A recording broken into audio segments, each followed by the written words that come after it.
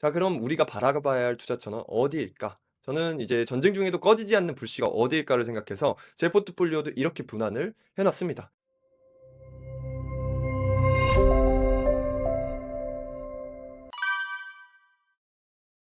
3월 코스피 지수 현황을 간단히 좀 말씀을 드리면 이때 주말에 이 내용이 터졌었죠. 그래서 저희가 평일에 바로 직격탄을 맞았었는데 거의 5천까지 급락을 했습니다. 거의 사이드카가 발동이 되면서 서킷 브레이커도 마찬가지고요. 그래서 등락폭이 엄청나게 심했죠. 엄청나게 심했고 오늘까지도 오늘은 또 오르는 날이에요. 그래서 근데 좀 상징적으로 의미가 있는 건 저는 5천 선을 지켰다. 그리고 5천 선에서 외인들과 기관들의 자금이 들어왔다는 게 저는 좀 의미가 있다고 봤습니다. 5천 선이 뚫렸었다면 저도 좀 일부 매도로 대응을 했을 거예요. 그러면 기관이나 외인들이 코스피를 지켜주지 않겠다라는 이유거든요. 그래서 앞으로도 혹시나 휘청이더라도 이 5천 선을 지키는지 아닌지를 꼭 보셔야 됩니다. 코스피 같은 경우는. 네. 그리고 역대 중동 리스크 이후에 코스피 수익률 현황 차트 표를 제가 가지고 왔어요. 이 중동 전쟁이라는 것은 한 번만 있었던 게 아니라 주기적으로 매번 있었습니다. 역사적으로. 90 년도부터 25 년까지. 9.11 테러도 마찬가지고요. 근데 보시면 3 개월이랑 6 개월 뒤 수익률 또는 1년 수익률을 보시면 대부분 회복했어요. 대부분. 비온 뒤에 대부분 땅은 더 단단히 굳어진다라고 한 문장으로 표현할 수 있겠죠. 결국 여러분들도 이제 감이 오시죠? 여기서 제가 하고 싶은 말이 이렇게 지정학적 이슈로 인해서 많이들 하락하고 급락하는 경우는 오히려 우리는 중장기적으로 보는 투자자들이잖아요. 이 섹터에 대한 성장률도 보고 1년 뒤, 2년 뒤 전망을 보고 투자하는 사람들이기 때문에 이럴 때 오히려 공포를 기회로 삼아서 '내가 보던 기업들 너무 비싸서 못 샀다. 아 구테크님 일찍 만났었더라면 이 기업들 샀을 텐데 지금 너무 높고 올라만 간다.' 이럴 때 요런 이슈로 급락이 된다면 오히려 매수 기회로 바라볼 수 있겠죠. 네, 장기적으로 본다면. 그걸 과거 데이터가 말해 주고 있는 부분입니다. 알겠죠? 이란이나 이스라엘 공격은 이미 지금 진행되고 있는 상황이니까 이게 마이너스인 것 같고요. 이거 말고는 다 플러스로 전환되고 무려 뭐 두 자릿수까지도 달성을 하는 경우도 있네요. 9.11 테러도 마찬가지고. 이땐 거의 뭐 난리 났었죠. 네. 미국에 떠 있는 항공기, 헬기 뭐 다른 나라 국가 항공기도 마찬가지고 전부 다 지상 착륙했습니다. 비상 착륙. 전부 다. 이때 9.11 테러 나고는. 그 정도로 엄청난 사건이었는데 심지어 이거는 1년 뒤에 수익률이 올랐다라고 보시면 됩니다. 자, 그리고 이것에 대한 근거 한 가지를 더 드리면요. 역사적 주요 이슈에 따른 S&P 500에 대한 차트 현황입니다. 네, 가로축이 연도고요. 1960 년도부터 한국 전쟁도 있었고 베트남 전쟁, 그리고 이라크 전쟁, 코비드 이런 사건들 이후에는 다 S&P는 계속 신고가를 달성을 하고 있었다는 상황입니다.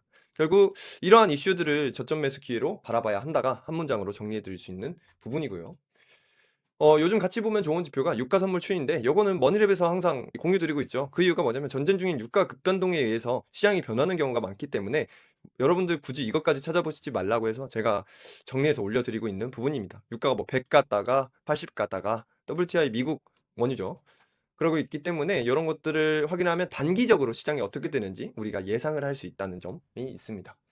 자, 그럼 우리가 바라봐야 할 투자처는 어디일까? 저는 이제 전쟁 중에도 꺼지지 않는 불씨가 어디일까를 생각해서 제 포트폴리오도 이렇게 분할을 해 놨습니다. 사실 이거 안 알려주면 너무 막막하죠. 너무 막막하기 때문에 알려주고 있습니다. 제가 투자하는 이유를 근거로 말씀을 드리는 거예요. 저는 스페이스X 상장 꺼지지 않고 있다고 보고요. AI에 대한 대부분 기업들의 개발 꺼지지 않고 있다고 보고요. 전력 에너지원에 대한 생산 그리고 그것 관련된 인프라 꺼지지 않고 있는 공장이라고 봅니다. 여러분들도 이 정도는 동의하시죠? 이것 말고도 많을 거예요. 꺼지지 않는 불씨가. 그 불씨만 있다면 충분히 그 섹터는 투자할 만한 섹터입니다. 우리가 방위 산업, 국방, 원유 이런 거 보지 말고요. 그걸 보고 뒤에 불나방으로 들어가는 투자는 투자 초보자들이에요. 아니면 단기 트레이더 분들만 정말 그걸 손절 잘하고 조절할 수 있는 그런 분들만 계좌 쪽에서 하고요. 우리가 투자할 수 있는 건 이게 더 건강한 투자입니다. 알겠죠? ESS 이런 것도 마찬가지고요. 자, 그래서 그것에 대한 근거 자료를 좀 가지고 왔는데 주요 빅테크의 AI 캐펙스 추이예요. 캐펙스는 자본 지출을 의미합니다. 결국 빅테크들도 돈 많이 벌어서 투자를 해야 되잖아요, 미래를 위해서. 그래서 아마존, 알파벳, 메타, 마이크로소프트가 2025년 대비 예상 자본 지출 부분이 이 4 개에서 전부 다 늘어나고 있다라고 보여주고 있습니다. 자, 그리고 뜨거운 빅테크의 AI 칩 경쟁이 대두되고 있는데요. 이제 메타, AMD, 아마존, 브로드컴, 엔비디아, 구글 우리가 알고 있는 대부분의 빅테크들이 이제 AI가 발달하면서 자체 맞춤형 AI 반도체를 구성하기 시작했어요. 왜냐면 기존에는 학습용 반도체가 필요했었는데 이제는 추론용 반도체가 필요해지다 보니까 그거 관련된 각자 AI 모델들이 다르잖아요. 그래서 맞춤형 반도체를 만들기 시작했습니다. 그래서 급성장하는 AI 칩 시장이 지금 2026년에 살고 있잖아요. 무려 2032년, 6년 뒤에는 이게 엄청난 규모로 성장할 예정이라고 합니다. 억 달러예요. 억. 원이 아닙니다. 그래서 여러분들이 충분히 보시면 되겠고요. AI 칩 트렌드의 변화가 어떻게 되고 있는지 말씀을 드릴게요.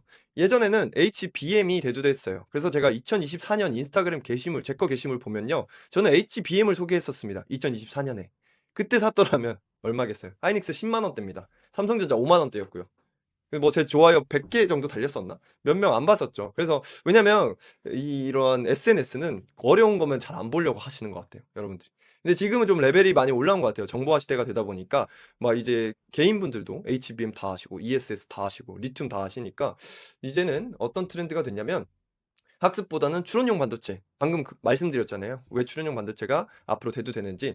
그게 HBF라는 반도체입니다. 쉽게 얘기하면 반도체쟁이가 아닌 이상 HBM이 책장이라고 표현을 해보면 뒤에 책장 있죠. 책이 정보예요. 정보를 꽂아 넣을 수 있는, 빠르게 꽂아 넣을 수 있는, 저장할 수 있는 반도체라고 치면은 HBF는 대도서관입니다. 대도서관. 그러니까 엄청나게 많은 양의 정보를 저장한 다음에 이걸 추론으로 바꿔주는 걸 HBF 반도체라고 봅니다. 속도는 HBM보다 좀 느려요. 근데 이게 앞으로 시장이 더 커지게 될 전망이니까 여러분들은 HBF를 하는 기업은 꼭 포트폴리오에 포함을 한 개 정도는 해두시는 걸 권유드립니다.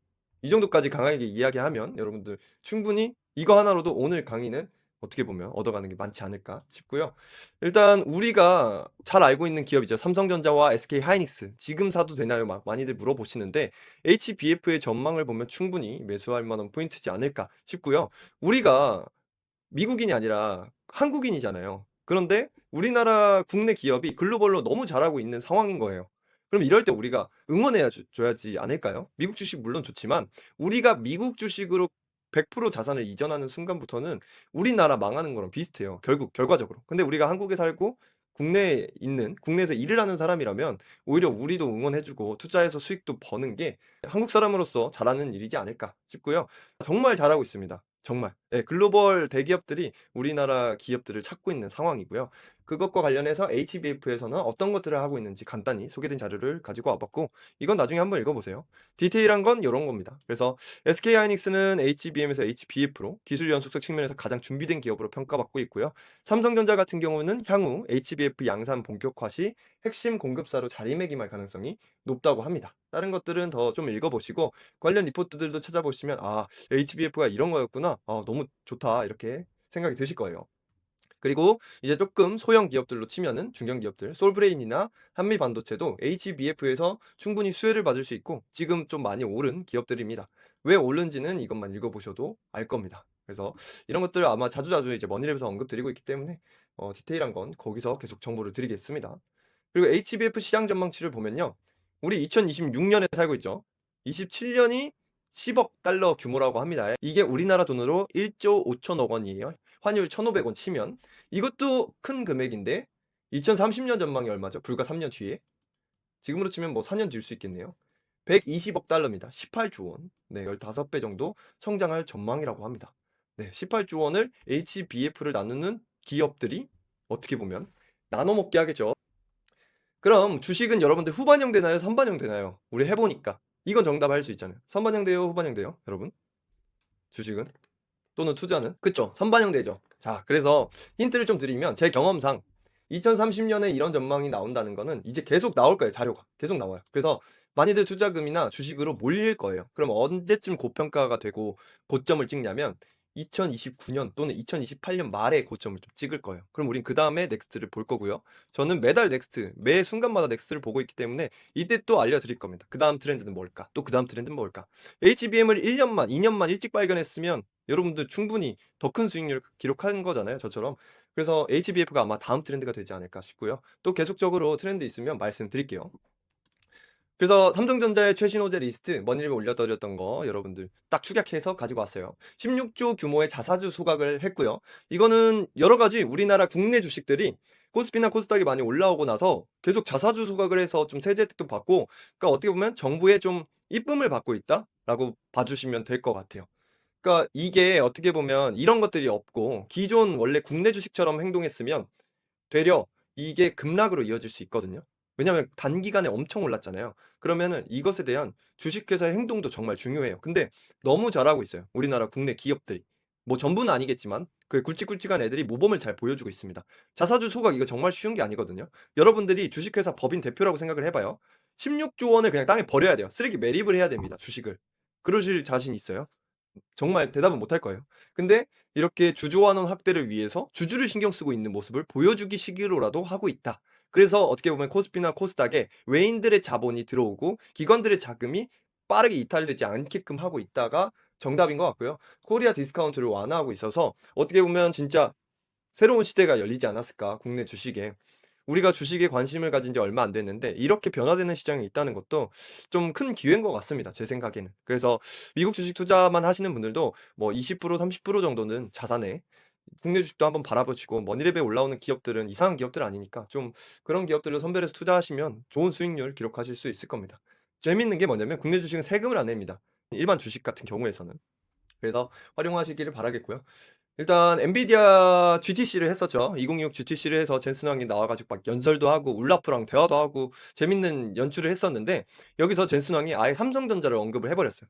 삼성전자도 언급을 하고 SK 하이닉스도 언급을 하고 여러 가지 반도체 기업들, 그리고 업계 AI에 관련된 투자는 계속적으로 진행돼야 된다, 이런 내용들을 언급을 해서 이제 젠슨 황은 어떻게 보면 홍보대사죠.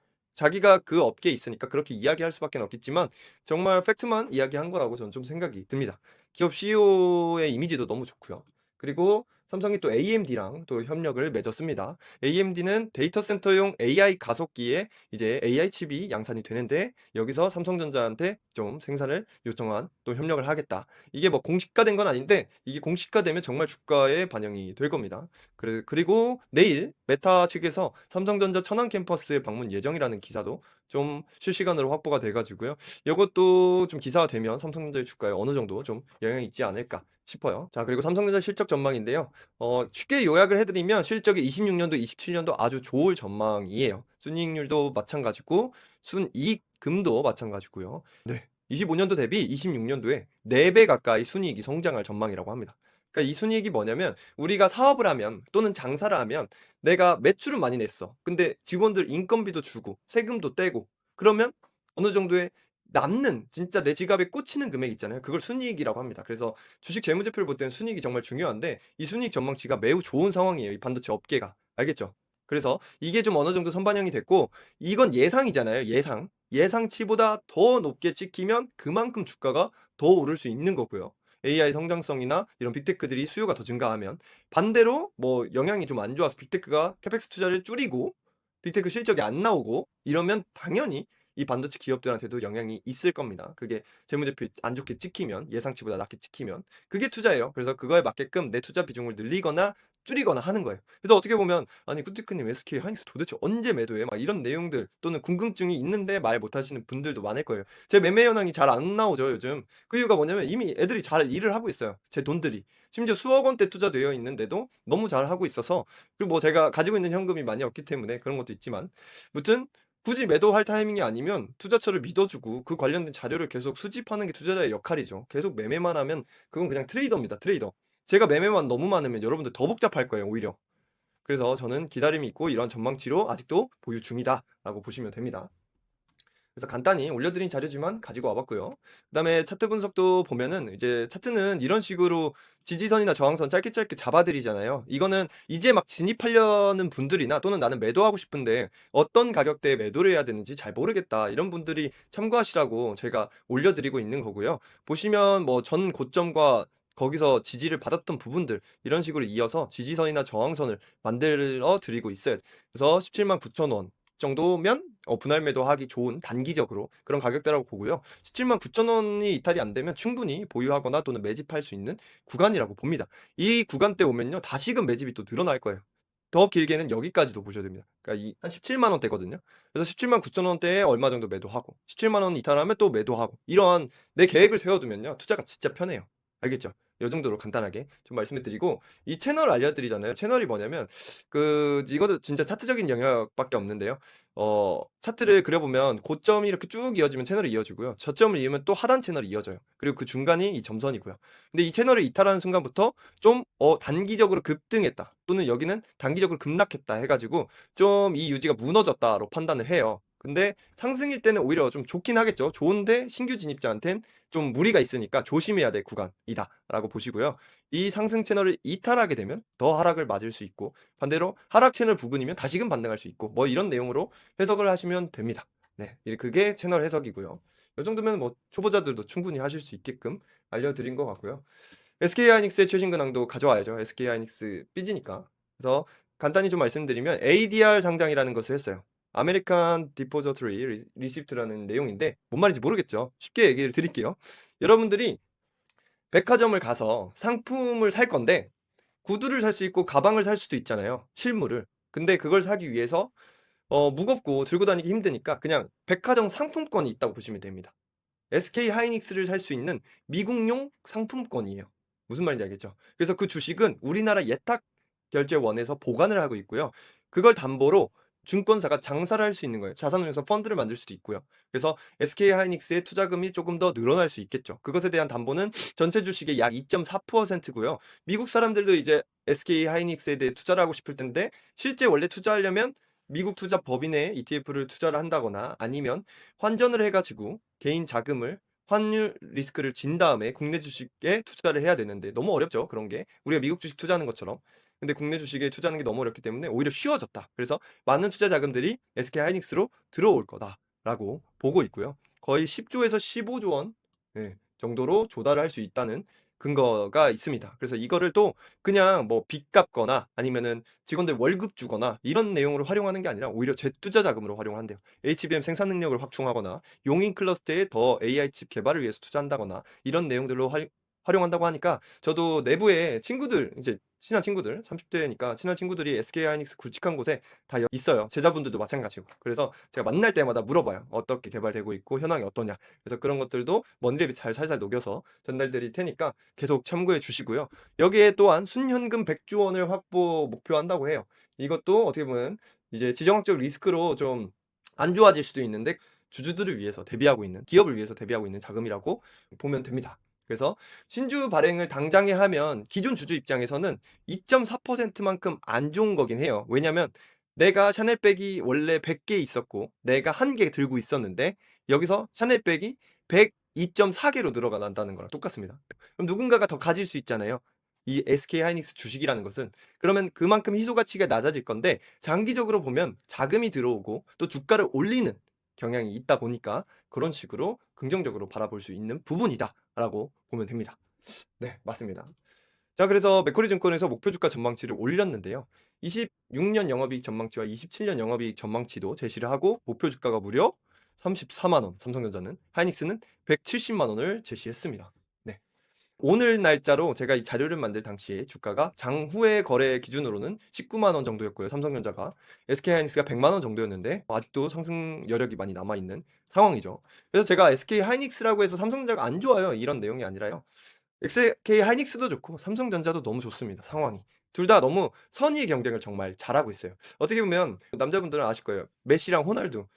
이 정도는 여성분들도 아시죠. 잘하는 축구 선수로. 이 둘이 엄청나게 많은 골을 넣고 결국 득점왕 경쟁도 하고 축구에서 가장 잘한 선수 매년 상을 주는 게 발롱도르가 있어요. 그래서 그걸 막 나눠 갖기도 하고 그랬었거든요. 그 정도로 선의 경쟁을 하고 있지 않을까. 그래서 둘 다 개발도 더 잘하려고 노력하고 되려 다른 나라나 다른 반도체 회사들이 쫓아오기 급급하지 않을까. 진짜 이제는 벽이 있지 않을까 싶어요. 그래서 너무 한국 사람으로서 좋은 상황인 것 같고요.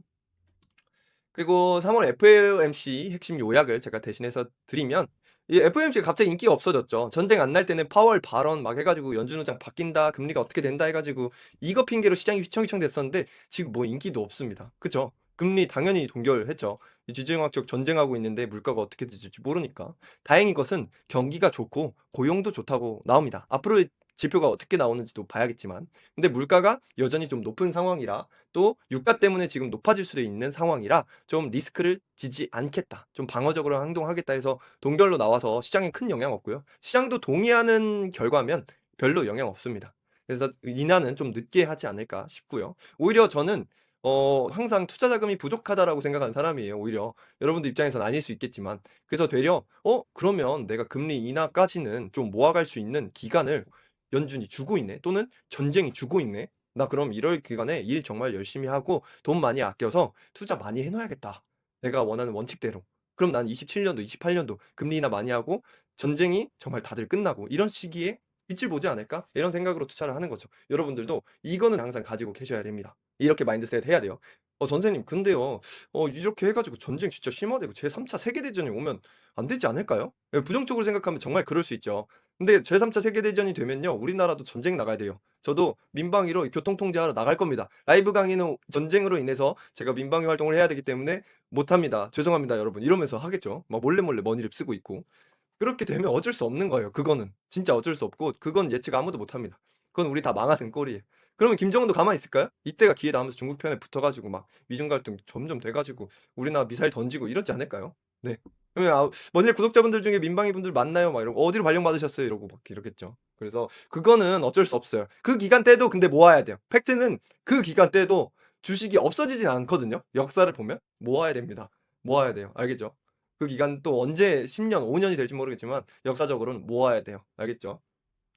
뭐 경기 침체 오고 스태그플레이션 오고 뭐 경제 대공황 오고 이런 소리 들리겠지만 그때도 모아야 됩니다. 그래서 SK하이닉스도 단기적으로 높게 올라와 가지고 이런 기업들 이야기하는 게 아니라 대표적으로 말씀을 드리면 계속 머니랩에서 공유 드리고 있어요. 1 월이에요. 1월 5일 분석 당시만 해도 이때가 신고가였어요. 693 3천 원에 주주분들 축하드린다. 그래서 증권사별 목표 주가도 올렸으니까 더 보유하셔도 좋겠다 하면서 말씀을 드렸었죠. 여러분도 아시다시피 거의 1 0 0만 원 가까이 됐습니다. 이때 불과 3 개월 지났는데 3 개월 지났는데 약 43%가 상승을 했어요. 우리가 다 아는 주식임에도. 이거 말고도 머니랩에서 엄청나게 많은 기업들 올려 드렸는데 제가 자료로 다 만들어 가지고 막 머니랩 자랑하고 그러고 싶진 않더라고요. 굳이 여러분들 아는 내용인데 그리고 여러분들 구독자분들인데.